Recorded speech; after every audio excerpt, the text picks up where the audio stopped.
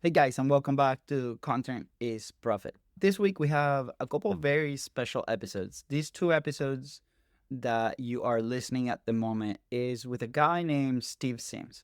Steve came to our life because a lot of people refer to him as an incredible coach, a guy that published incredible best-selling books, which I've read both of them and they're amazing. They're very quick reads. We're going to link them right below. But also, Steve passed away last week, and it was very tough news for the industry, very tough news for a lot of people that are close to us. And we wanted to take a second and honor him by re-releasing these two episodes and supporting everything that he's done right below. This is a guy that was not afraid to chase what he wanted. This was a guy that was unapologetic with who he was, and he attracted those incredible people. He also worked with some of the most successful people in the world, including Elon Musk and so many others. And his story is truly inspiring. We had a blast having conversations with him over the last couple of years, and this is our way to honor his legacy.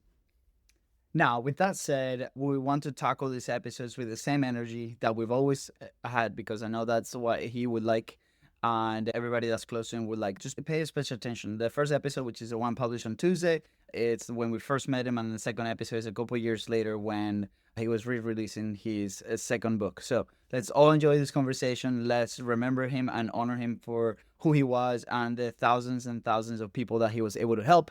With that, enjoy. Welcome to another week and another day of Content is Profit. Let's go. Today we have royalty in the house. Have you ever had a wild dream, like maybe working with Sir Elton John or Elon Musk? Well, today's guest is the one that makes those wild dreams happen. All right. Today's guest is widely known as the real life Wizard of Oz. His skill for making things happen allowed him to build the world's leading experiential concierge firm. How freaking amazing is that? I think it's more amazing that the fact that you were able to say that. Appreciate it. Right. He's probably one of the most well-connected men on this planet. His daily job is to make the impossible possible. Oh, and not to mention that he has one of the most epic goatees in the world. Is that the secret to his success? Well, we discovered that today. Oh, yeah. I can't wait. Please welcome the real life Wizard of Oz, author of Blue Fishing and Content is Profit Royalty, Steve Sims. How you doing, guys? Pretty What's good, up? Steve. Yeah, I Steve, tell you. Go ahead, Fonzie. Go ahead. I wanted to say, Steve, I usually don't get this nervous, right? And today I was like, man, like this epic goatee, it's like I can feel the pressure today. And that's why in the intro I was a little bit rambling here and there. But we are so excited to have you here. So thank you, Steve. It's a pleasure to be here. The beard's going a little bit funny. We've got a bit of rain here in Los Angeles, so I'm having a bad beard day. Okay, hey, Steve, in my life, that will be an epic beer day because I cannot grow anything more than this. For people listening, go watch. But again, we're extremely honored to have you here. And when we were looking at your information, the thing is like I make things happen. And maybe like let's hear a little bit of backstory. How does this like journey began, right? Like why are you so passionate about these things and helping people make things happen? Because I feel like this is such a like point for every entrepreneur, right? Like they struggle sometimes with executing things and doing things, right? So how does this whole story with you started? It starts the way every entrepreneur starts. You see, entrepreneurs, we're pissed off, we're aggravated. And that's how we make things happen. Any entrepreneur out there starts by being angry about how things happen. So then they go and create a way that it should work. Elon Musk was bothered by the way it took so long to wire money that he invented PayPal. He was disgruntled why people weren't going into space. So he re-engineered the space industry. And then we got people like Richard Branson, who was bothered the way people were getting music. He invented Virgin. So every entrepreneur starts by being angry at the way something's done and they create a solution. Now, for me, I grew up, I didn't have any money. I lived in a pretty rough neighborhood in London. And I thought to myself, how come I've got no money? And it seemed like other people did. So I wanted to find out how people had money. So I started building a business to have people come to me. And I wanted a business that would attract rich people purely and simply so I could turn around and go, hey, how come you're rich and I'm not? So I never went out to build a concierge firm. I went out to build a reason to have those conversations. And I noticed a lot along the way, the most entrepreneurs, we get aggravated, we develop, we disrupt, and then we get scared. We get frightened to try the next thing. We get intimidated to talk to the rich person. And so I suddenly noticed that the reason we are being held back from our full exponential growth is fear and panic and intimidation. So I was too stupid to be frightened. I was too ignorant to be intimidated. So I ended up doing these magical things for powerful people. And now this is what I teach. This is what I coach. This is what I speak on. Getting people to actually go for stupid, not what they feel they can achieve.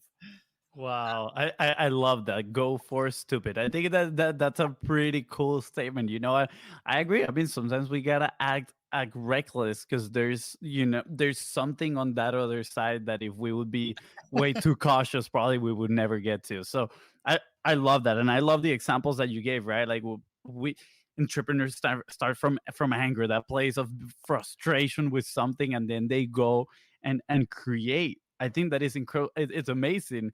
And when you were talking on how you were angry at why these people have what they have and I don't have that, right? And you started this business mainly to have conversations with those people. Guess what? It made me relate to what we're doing here today, my brother and I, with you, honestly, because we started the podcast in a way to connect with the people that maybe we wouldn't have the chance to connect with, and we're here sitting with you today, Steve. So that is amazing. I'm like, wow, this is so great. By the way, you got Steve. You got an Arsenal fan over there. You got a Gunner. So are you Arsenal or a Tottenham fan? Just say. Well, I'm going to upset you here because I'm a rugby boy. I'm not a soccer football guy. So we're safe. There'll be no argument here. I think I kind of knew that because of the goatee. Yeah. I was like, he must be a rugby guy. I love it. I love it. We gotta connect you with the Aussies, oi, oi, oi, and go over there. Hey, well, Steve, I love one of the things that you mentioned there that might have flown under the radar was that when you started the business, you were like, I'm immediately gonna go with the people that have money, right? You're the people that can actually, provide or pay for whatever service I'm providing at the time, right? And have those margins. A lot of entrepreneurs, when they start, especially on the online world, we lived it, we were there, 5 years ago, and it took us this mental jump to go and be like, okay, I just need to first charge more or solve bigger problems or do this, right? And everybody's like, why, when people are starting, why would they go selling a $7 product, right? When they quit their job and they're like, I need to sell like a $7 product.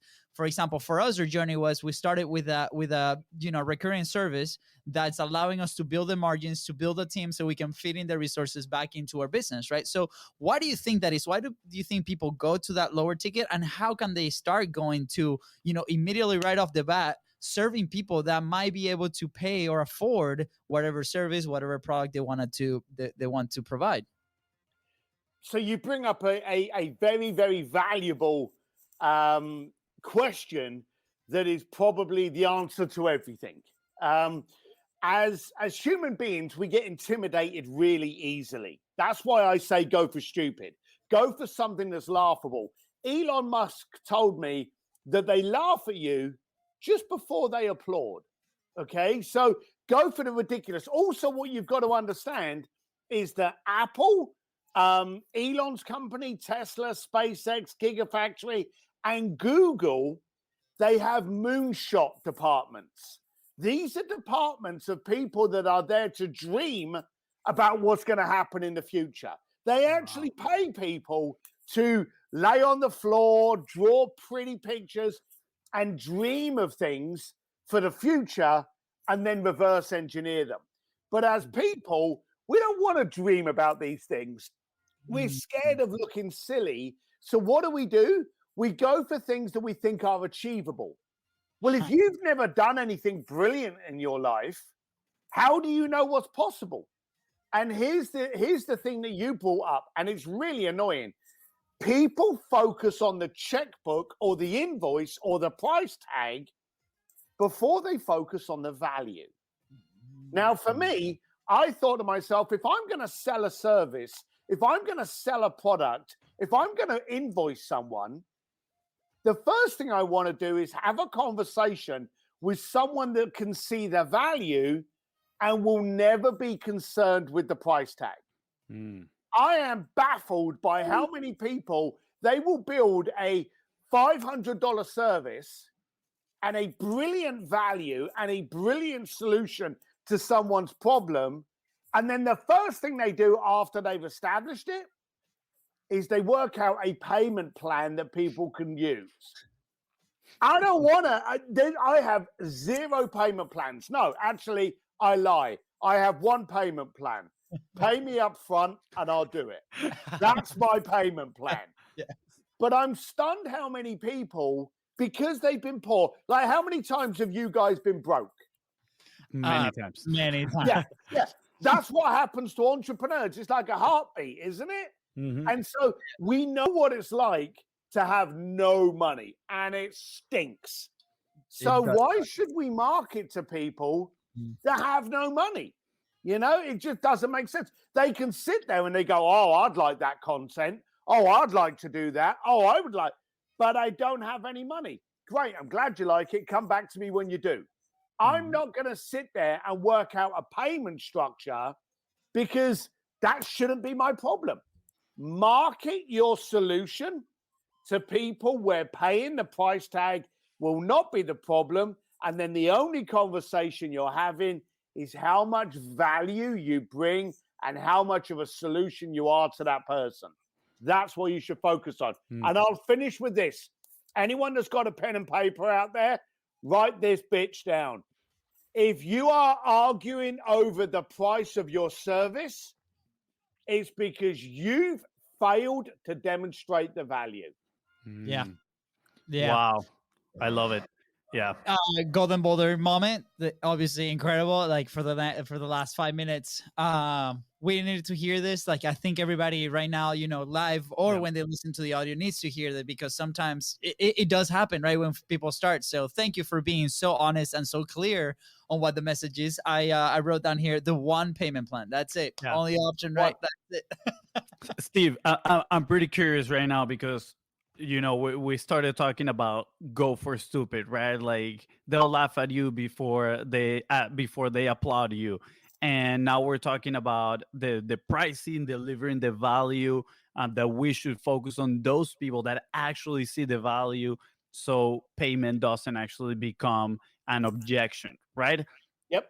But when I'm seeing those two, for me, and I'm playing a little devil's advocate here, because trust me, I'm on your side. I'm like, deliver value and have no payment plans except the 1 payment plan, right?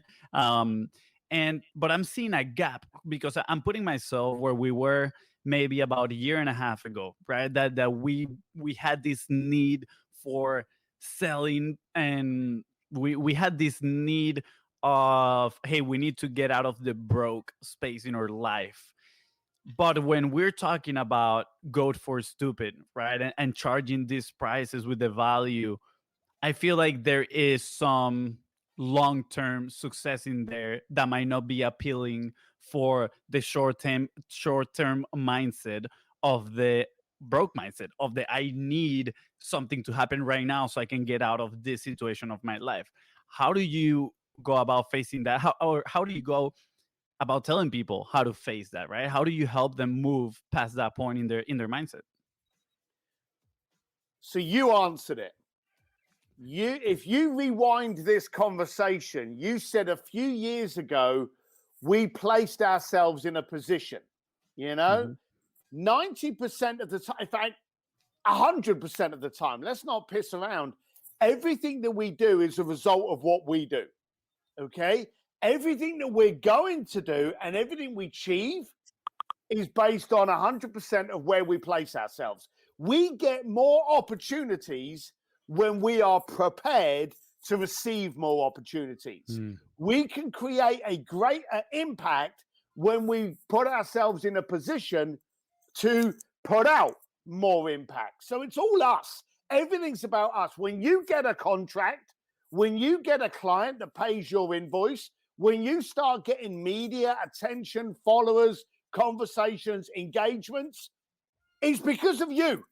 You are the one that first of all has to do that. And here's the reason why a lot of people don't. And it's very simple. They're scared of being laughed at. Now, here's the daft thing. You guys are freaks, okay? I'm a freak. Entrepreneurs, we're freaks. We're different, okay? And we don't communicate well with the people around us, because here's the danger. Here's the downside. You're an entrepreneur. You sit in your coffee shop or you sit in the bar and you have your mates around you that you've had for 10 years, and you sit there and you go, I don't like the way this is done. I'm thinking of doing this. And your mates around you, what do? They laugh at you. They go, Lewis, you can't do that. You're going to do a podcast. You're going to have 500 episodes. How many people, when you said you were going to do this podcast, how many people giggled at you? Oh, so many. We still do. Still happens. Yeah. They're like, what is this? But there's a lot of people there going, you had 500 conversations with creative disruptors, and they're jealous. Okay. Yes. You see, the problem is today, there are more of those that can't than can. So when you're stood there and you come out with an idea and you go, hey, I'm going to send people to the Titanic. I'm going to close a museum in Florence and have a table at the feet of Michelangelo's David. I'm going to do a drum lesson with Guns N' Roses. When you're telling people you're doing that, there are so many people out there that are laughing at you.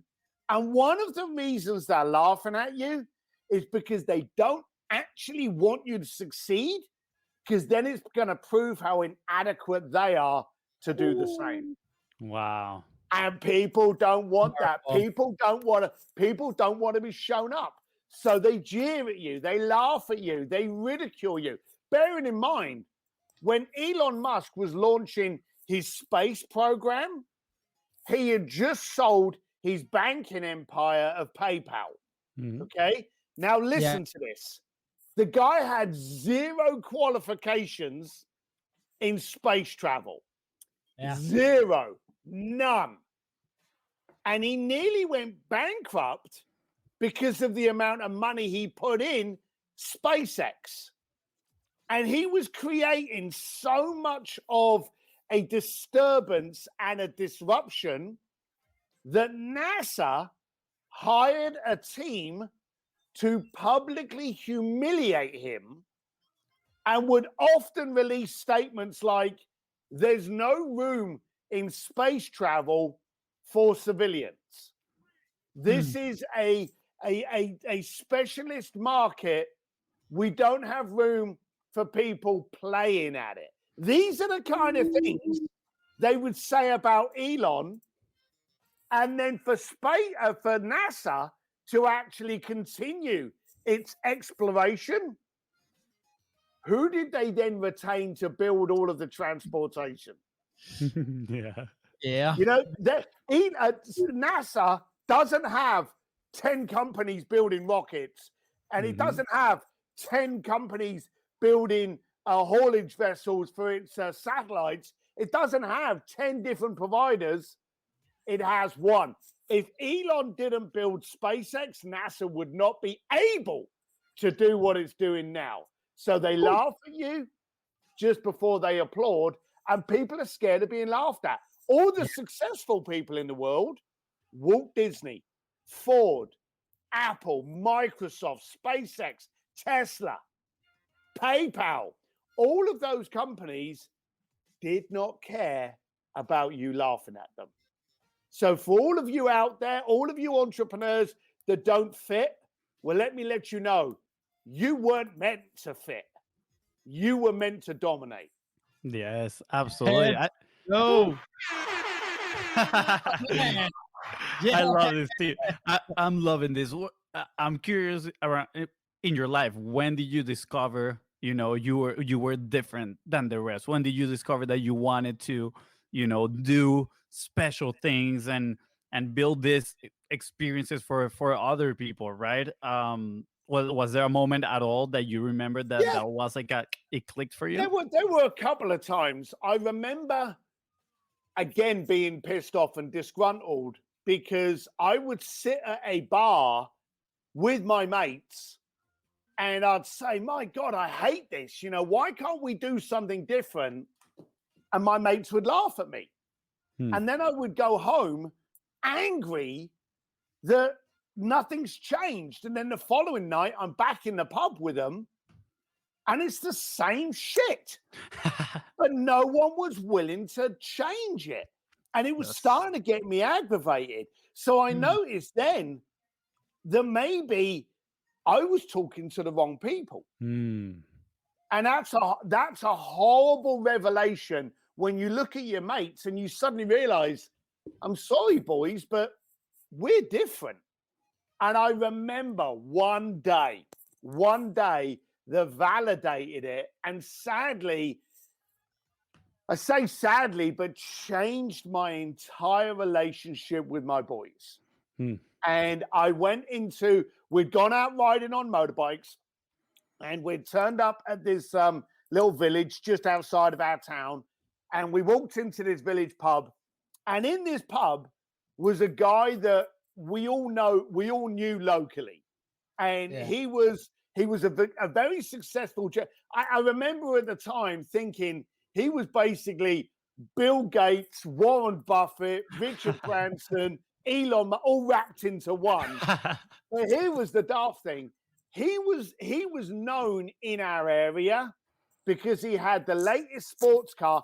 It wasn't a Ferrari. I don't even remember it wasn't even as good as that. But he had a sports car. He always had the pretty girl in the town as his girlfriend. And this guy owned the local gas station and supermarket. Okay. Now, for me, in my end of town, this was like the richest guy known to mankind. Yeah. And I remember I walked into this pub, and we all knew this guy's name. He was like the local hero. And one of my friends turned around and went, "Oh, that's so and so over there." And he stood there with a buddy and a pretty girl, and I'm stood there with two ugly bikers and a crash helmet. And I thought to myself, well, if he's rich, I'm going to want to talk to him. And so without thinking, and I believe that I've got a greater ICANN than an IQ, and too many people think too much. So without thinking, I walked over to the guy, I put my hand out and I went, "Hey, how you doing? I'm Steve Sims. I hear you're so-and-so." And that was it. And he turned around and he said, "Well, I'm just getting a beer. Do you want a beer?" And I realized I didn't have to pay for a beer.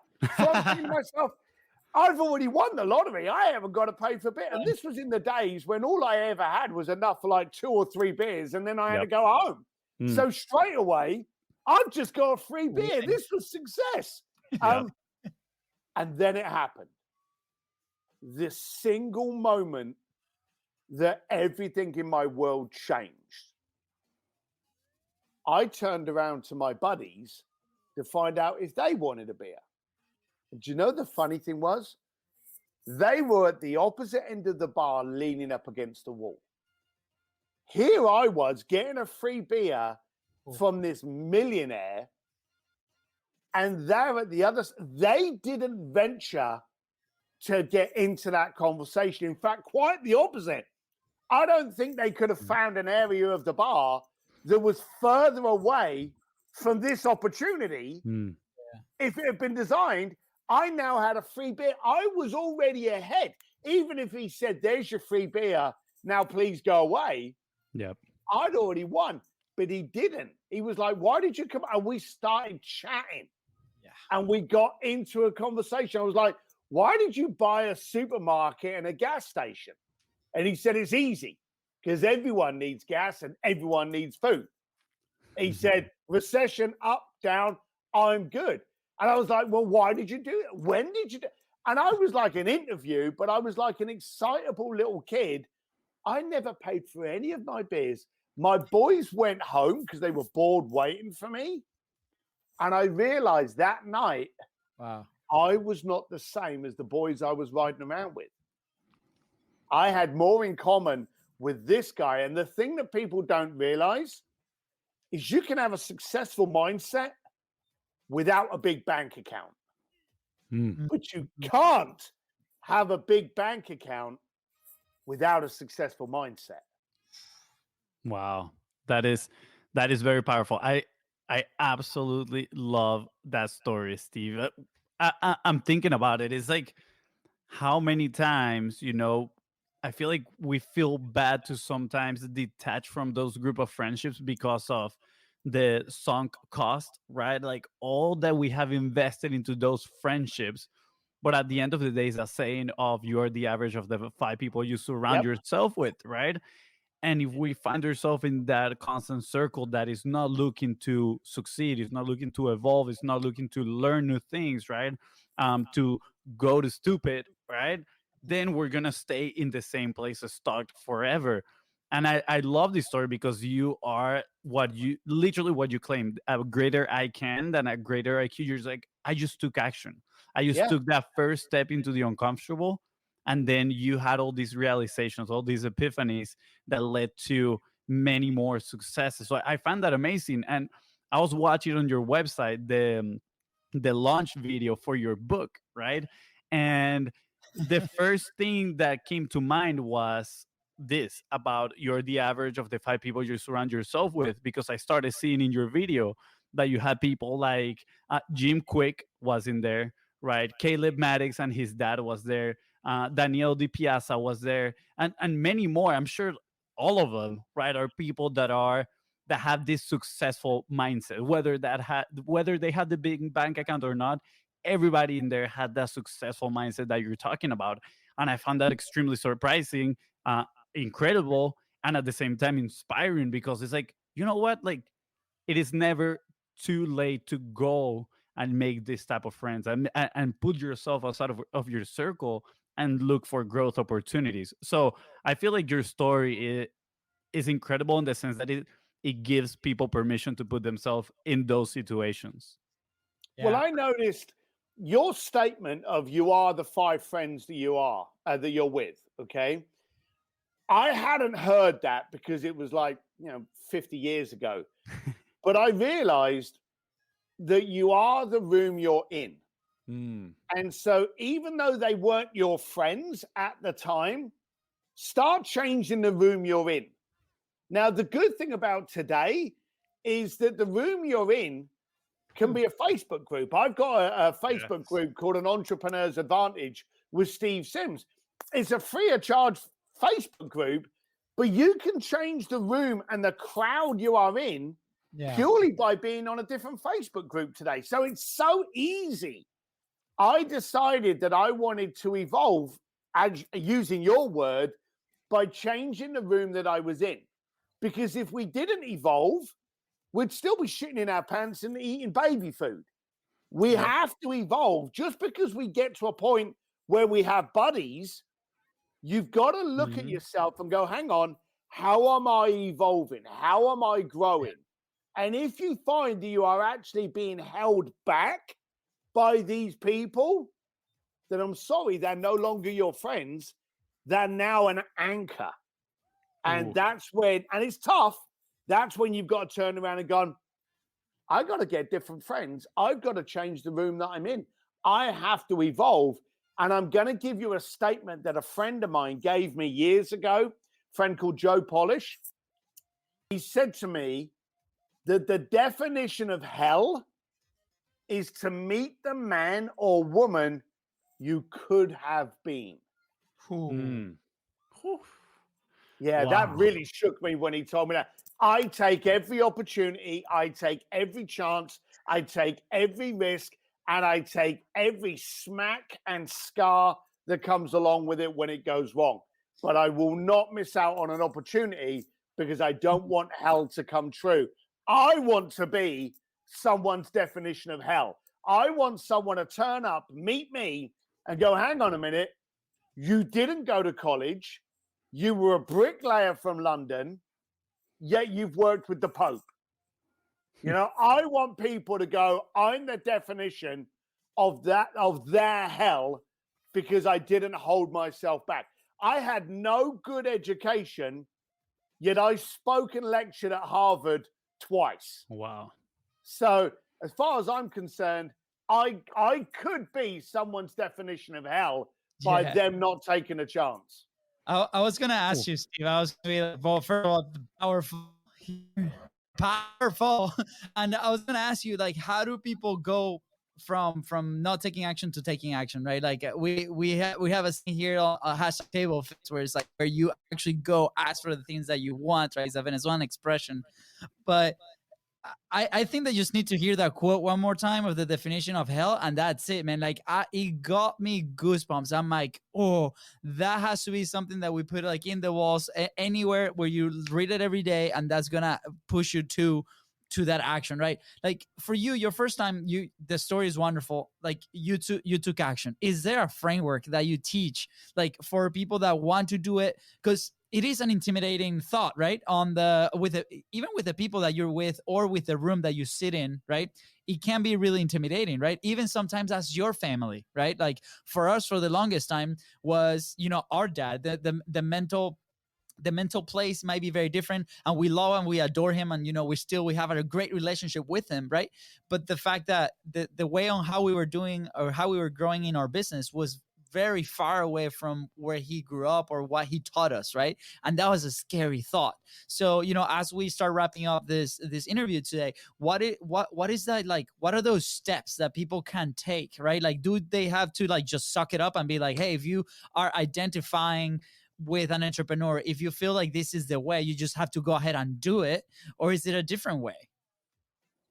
No, it's that way. I'm a great believer. You see, let me ask you this.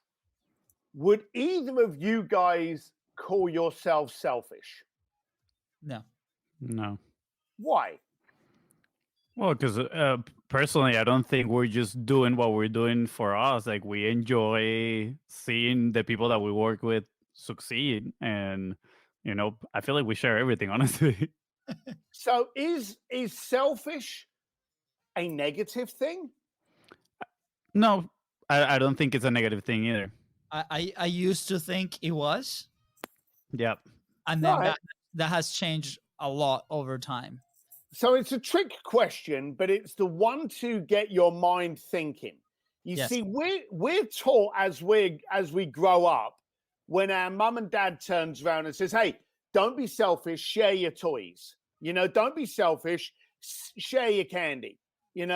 So we grow up thinking, okay, selfish, that's a bad thing. We don't want to be selfish. Mm-hmm. All right? I'm very, very selfish.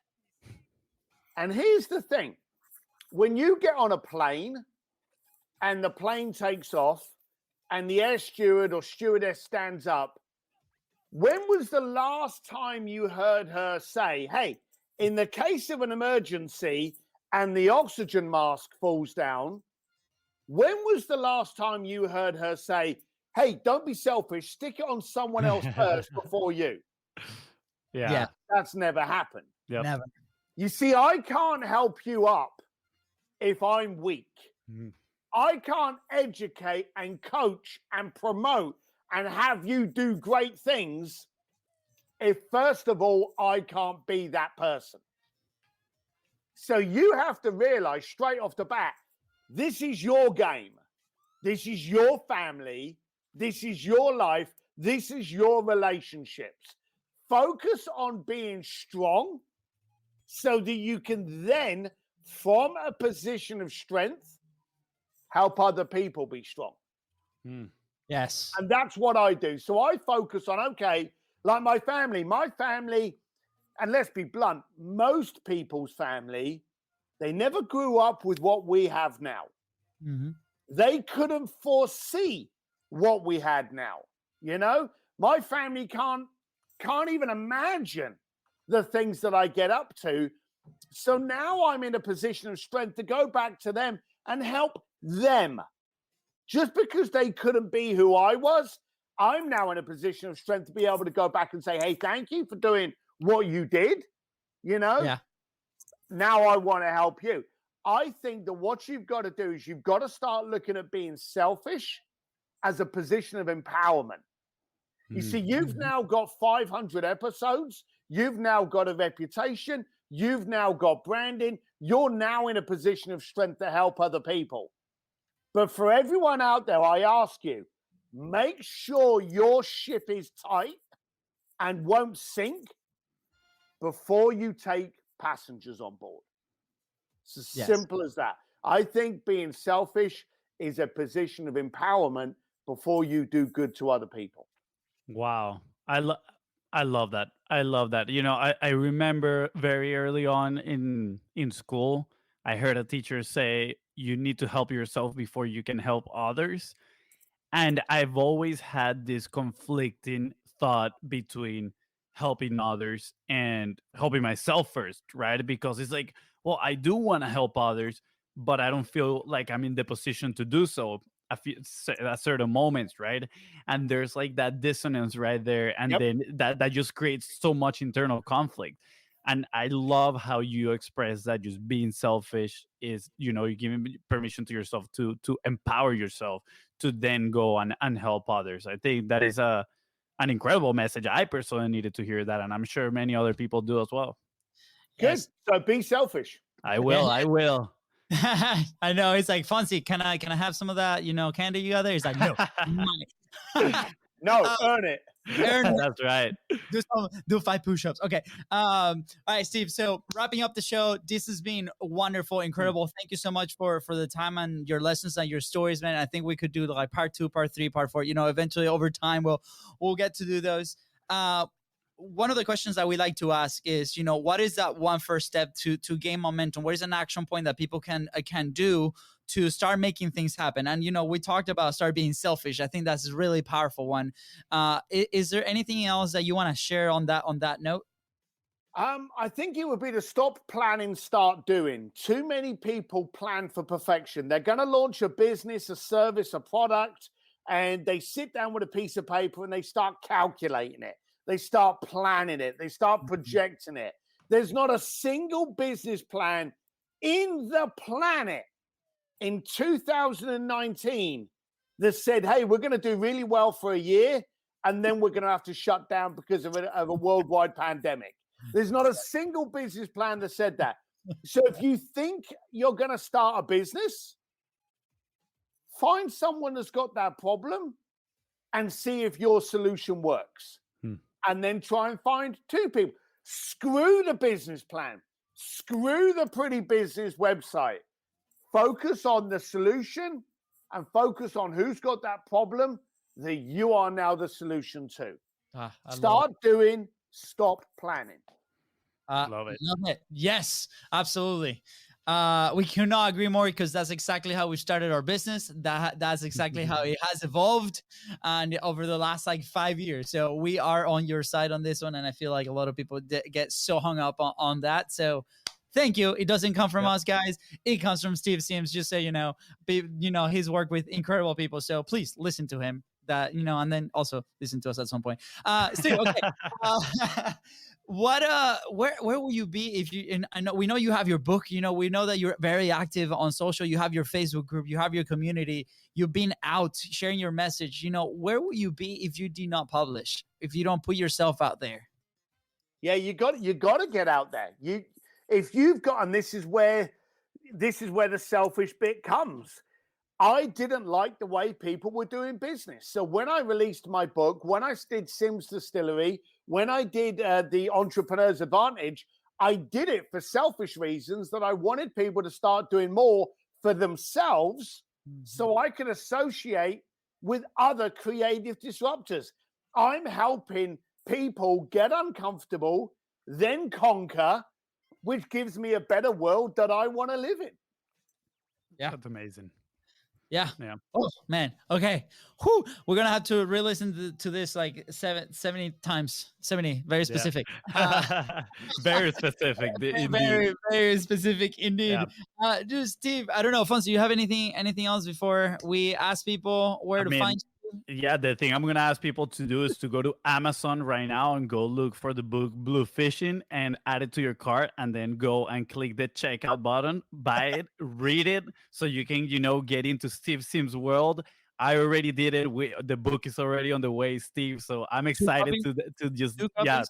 Well, Okay. no, one copy for me. So I'll go back and order a second one for you. You're being selfish. Good job. You're following Exactly. Taking Steve's advice already. But yeah, Steve, I'm so grateful for this conversation. I think today by following your own rule of being selfish, you just empower a lot of people to take on some imperfect action and start moving forward. Good. I hope you do it, boys.